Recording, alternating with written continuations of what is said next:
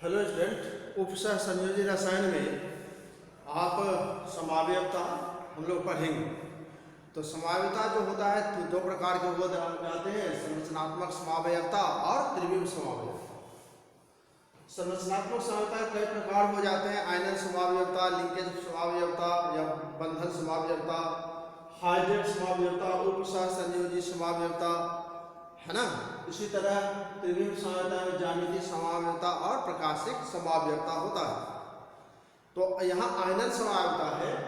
तो आयनन समावयवता में आप देखिए ध्यान से, यह जो आयनन समावयवता है, तो आयनन समावयवता तब उत्पन्न होती है जब उपसह संयोजी क्षेत्र के बाहर और भीतर लिगैंड का विनिमय होता है, वह आयनन समावयवता कहलाता है।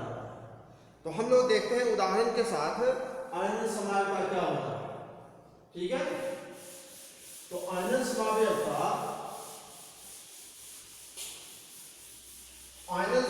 में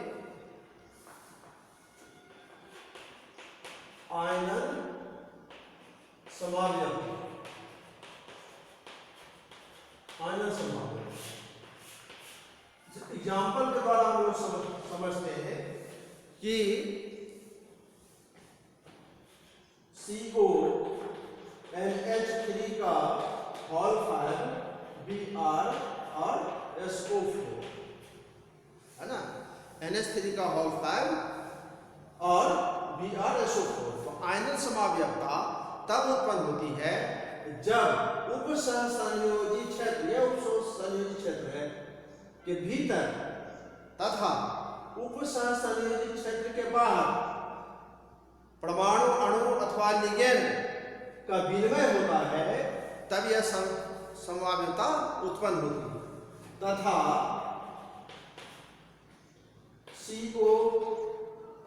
CONH3 का होल 5, यहाँ 5 और 1 6 लिगैंड है, नंबर ऑफ लिगैंड कम नहीं होनी चाहिए।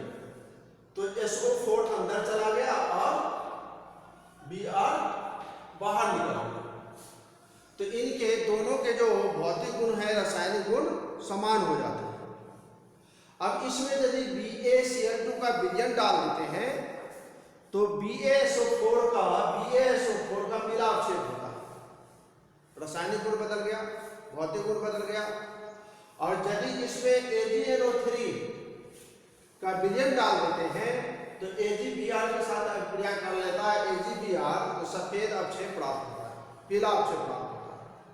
तो यह आयनन समावयवता हुआ। दूसरा उदाहरण देखिए, सेकेंड उदाहरण है CONH3 का होल 4, CONH3 का होल 4 और Br Cl2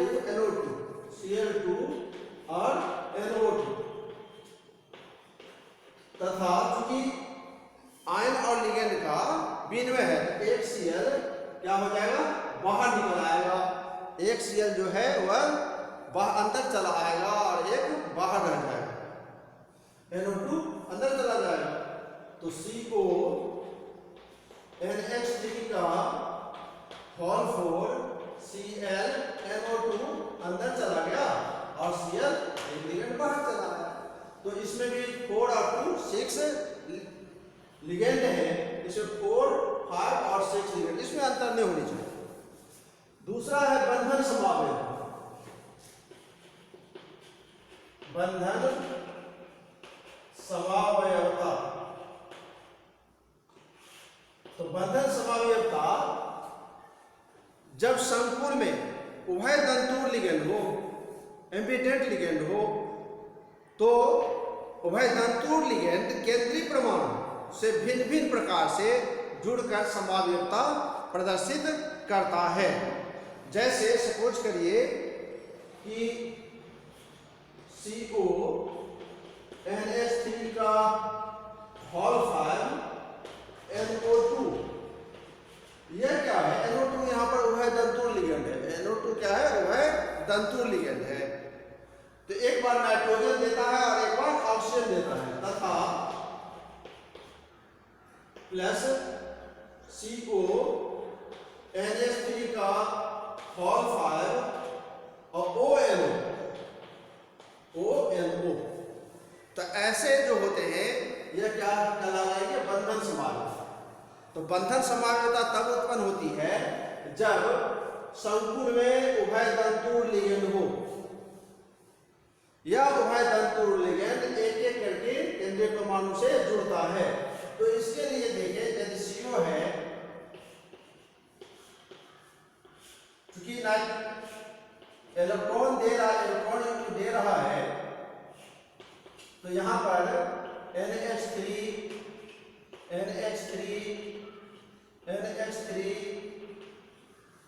H3N H3N, और यहां पर NO2 जो है वह केंद्रीय धातु को इलेक्ट्रॉन देता है। तो प्लस तथा CO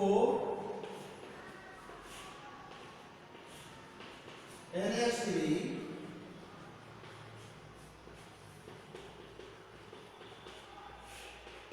NH3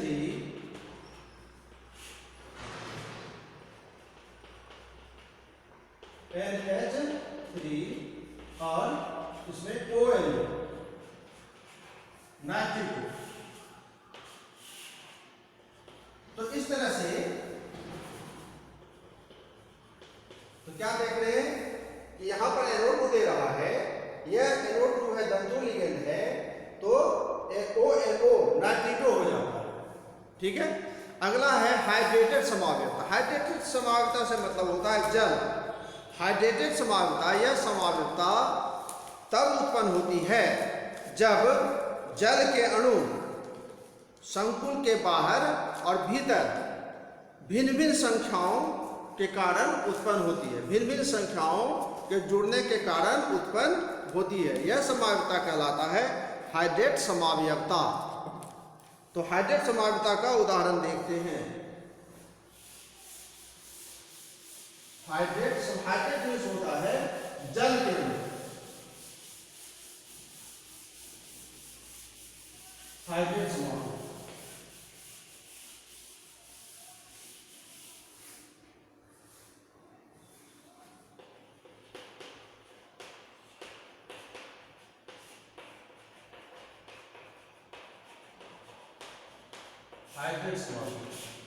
हाइड्रेट समावयवता यह समावयवता उप सहसंयोजी क्षेत्र के भीतर, बड़े कोष्ठक के भीतर तथा बाहर जल के अणुओं के भिन्न भिन्न संख्या के कारण उत्पन्न होती है। जल के अणुओं के भिन्न भिन्न संख्या के कारण उत्पन्न होती है। जैसे क्रोमियम के 3 हेक्सा हाइड्रेट मूलानुपातिक सूत्र होते हैं।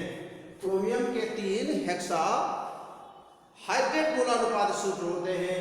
तो CrCl3 और 6H2O। ठीक है, तो CrH2O इसका जो बनाते हैं पहला, तो CrH2O का होल 6 और Cl3, इसके रंग होते हैं बैंगनी। दूसरा हो जाता है, इसको जल के अणु बाहर निकल आएगा, तो CrH2O का होल 5 और एक Cl अंदर चला आया। तो इधर कितने Cl बचे? 2 Cl और एक जल के अणु निकल गया H2O, है ना, H2O हो जाता है। तो यह जो हो जाता है हल्का पीला, हल्का पीला। अब तीसरे समावयवता की बात करते हैं, तो CrH2O का होल 4 और यहाँ 2 Cl आ गया, Cl2, तो वहां क्या Cl बचे? एक Cl और 2H2O हो जाता है। तो यह जो हो जाता है गहरा हरा, गहरा हरा। ठीक है, तो इस तरह से हाइड्रेटेड समावयवता हो गया। यह समावयवता उप सहसंयोजी क्षेत्र के भीतर और बाहर जल के अणुओं की भिन्न भिन्न संख्या के कारण उत्पन्न होती है। अब है अगला है उप सहसंयोजी समावयवता।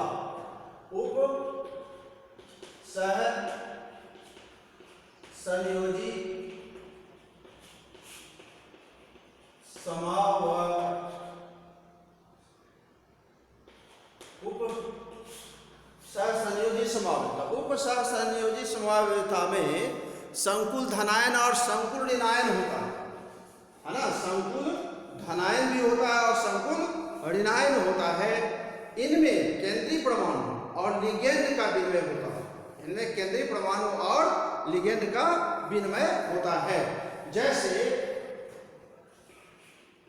CONH3 का हॉल 6 CONH3 का हॉल 6 CrCN का हॉल 6 CrCN का हॉल 6। तो यह एक धनायन हो जाता है और एक ऋणायन हो जाता है। नाम ही है। यह समावर्तता ऐसे संकुल में उत्पन्न होती है जब संकुल धनायन और संकुल ऋणायन हो। इनमें केंद्रीय धातु तथा लिगेंडों का विनिमय होता है। केंद्रीय धातु और लिगेंडों का विनिमय। तो Cr के साथ NH3 जुड़ जाता है, CO के साथ Cn जुड़ जाता है तथा CrNH3 का हॉल 6 और COCN का हॉल 6 है ना। तो इसमें क्या हो रहा है, केंद्रीय धातु और लिगेंडों के बीच विनिमय हो गया। इसी तरह दूसरा उदाहरण है COEN का हॉल 3 COEN का हॉल 3 CrCN का हॉल 6 CrCN का हॉल 6। तो Cr En के साथ जुड़ जाता है। Cr जो है वह En के साथ जुड़ जाता है और CO के साथ Cn आ जाता है। ठीक है। तो CrEN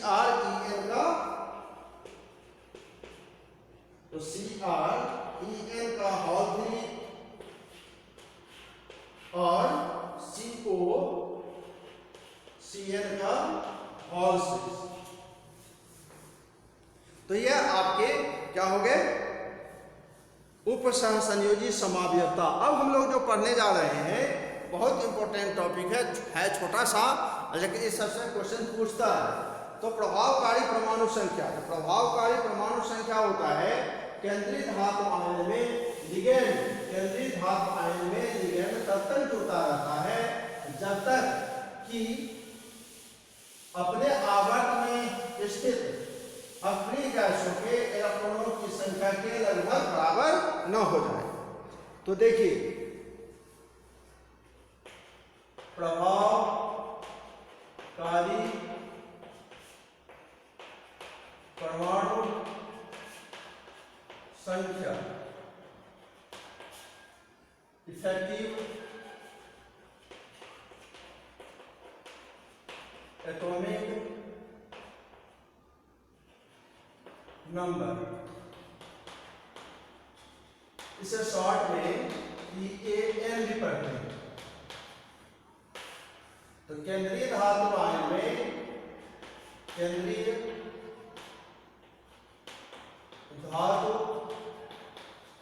आयन में लिगेंड तब तक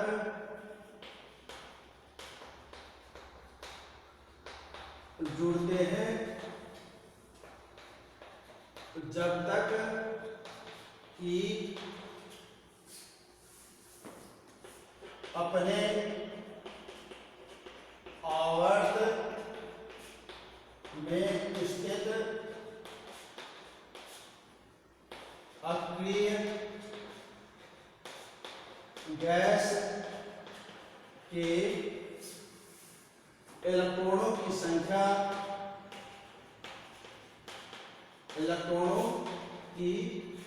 संख्या या परमाणु क्रमांक के लगभग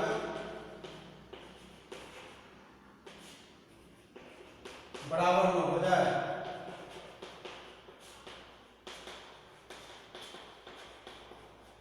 तो EAN बराबर केंद्रीय धातु का परमाणु क्रमांक माइनस आयन बनने से लुप्त इलेक्ट्रॉन, आयन बनने से कम हुए इलेक्ट्रॉन प्लस लिगेंड द्वारा प्रदत्त इलेक्ट्रॉन। तो ये इसके सूत्र हो जाते हैं।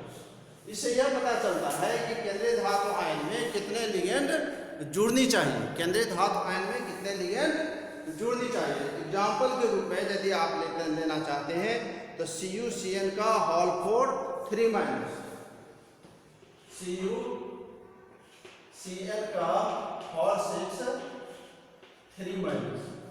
अब देखिए EAN निकालते हैं तो क्या हो जाता है, Cu के परमाणु क्रमांक 29 होते हैं, माइनस आयन बनने से लुप्त इलेक्ट्रॉन। तो इसको यदि आप निकालना चाहें तो Cu का x प्लस Cn का होता है -1 × 6 = -3। तो x इक्वल टू -3 और +6, तो x इक्वल टू क्या होगा +3, है ना। नहीं, यहाँ 4 है तो यहाँ पर 4 हो जाएगा, तो यहाँ पर 4, तो क्या हो जाएगा +1। तो आयन बनने से कितने इलेक्ट्रॉन मुक्त हो गए 1। अब कितने लिगेंड है 4 लिगेंड है, तो 4 लिगेंड है, इसका मतलब 8 इलेक्ट्रॉन इसे देगा। एक लिगेंड में 2 इलेक्ट्रॉन होते हैं, तो +8, तो कितने हो जाएंगे 28 8 36। 36 किसका होता है, क्रिप्टन का होता है। ये कहाँ मिलेगा, जिस आवर्त में कॉपर है उसी के अनुसार आवर्त में क्या हो जाता है आपका क्रिप्टन भी है, ठीक है। तो जैसे PtCl का होल 6 2 माइनस, PtCl6 और ऊपर 2 माइनस, तो EAN निकालेंगे तो Pt का होता है 78 78। Pt का परमाणु क्रमांक जो होते हैं वह 78 होता है, -78, और इसको x, इसका जो ऑक्सीडेशन नंबर निकालेंगे तो -4 हो जाएगा, और +6 लिगेंड है तो 6 दूनी 12 इलेक्ट्रॉन, तो कितने हो जाए 74 12 86। 86 किसका होता है, रेडॉन। तो जहां प्लेटिनम है उसी आवर्त में देखेंगे तो आपको रेडॉन मिलेगा। तो क्या है, केंद्रीय धातु आयन में लिगेंड तब तक जुड़ते हैं जब तक कि अपने आवर्त में स्थित अक्रिय गैसों के इलेक्ट्रॉनों की संख्या के लगभग बराबर न हो जाए। तो इसे हम क्या कहते हैं, प्रभावकारी परमाणु संख्या कहते हैं, ठीक है। अब हम लोग जो इम्पोर्टेंट चीज अब जो पढ़ने जा रहे हैं ये आप देखिए। अब है उपसहसंयोजी यौगिक का महत्व। उपसहसंयोजी यौगिक का महत्व, तो उपसहसंयोजी यौगिक का महत्व है या अनुप्रयोग है। उपसहसंयोजी रसायन पढ़ रहे हैं तो इस निश्चित रूप से इसका महत्व भी होगा। तो उपसहसंयोजी यौगिक का महत्व हम लोग देखते हैं क्या क्या होता है। उपसहसंयोजी यौगिक का महत्व,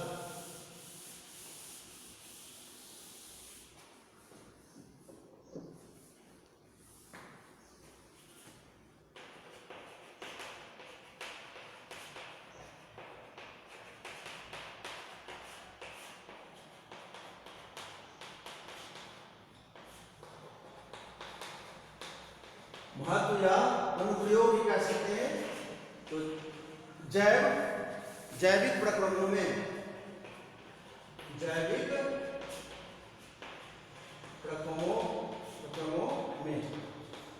प्रक्रमों में क्या होता है कि बहुत से जैव प्रक्रियाओं में काम आने वाले यौगिक उपसहसंयोजी संकुल के रूप में होते हैं।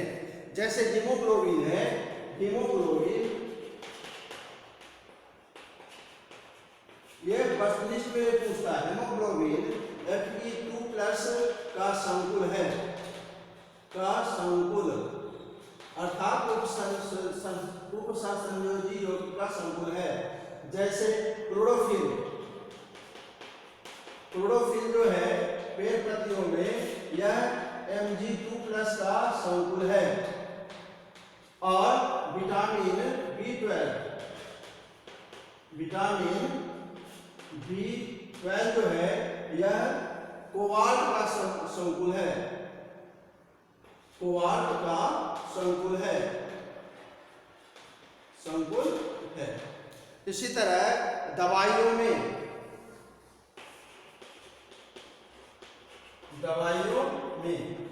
तो दवाइयों में क्या होता है, सिस्प्लेटिनम का नाम सुना होगा। सिस्प्लेटिनम का उपयोग कैंसर चिकित्सा में किया जाता है।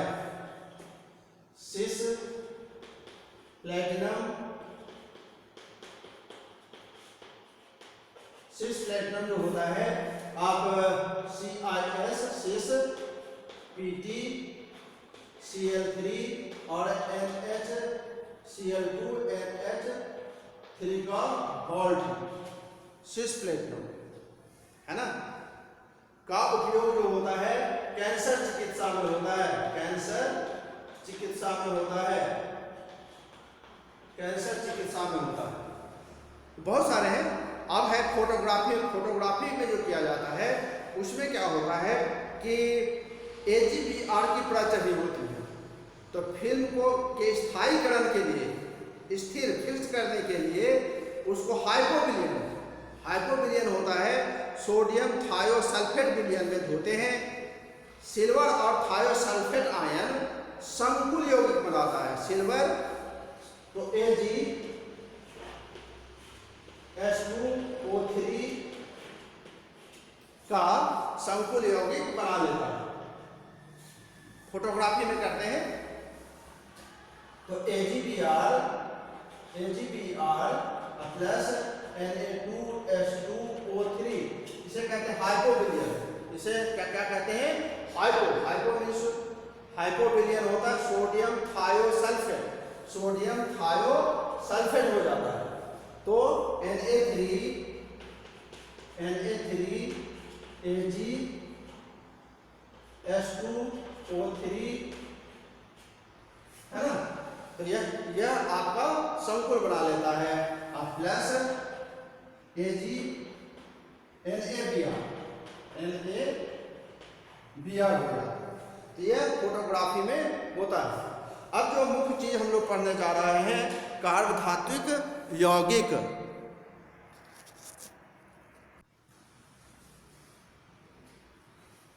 अब है कार्बधात्विक यौगिक। तो कार्बधात्विक यौगिक होते हैं वे यौगिक जिनमें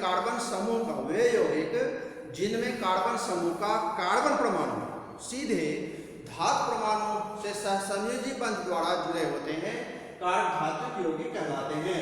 जैसे ग्रीनार्ड है तो R है, एल्किल है तो धातु के साथ जुड़ा है। टेट्राएथिलेट है वह कार्बन से जुड़ा है, तो कार्बधात्विक यौगिक हो जाते हैं। तो कार्बधात्विक यौगिक अल्फा सिग्मा आवंधित कार्बधात्विक यौगिक, पाई आवंधित कार्बधात्विक यौगिक और धातु कार्बोनिल कार्बधात्विक यौगिक होते हैं। यह हम अगले क्लास में पढ़ेंगे। ठीक है, बेस्ट ऑफ लक।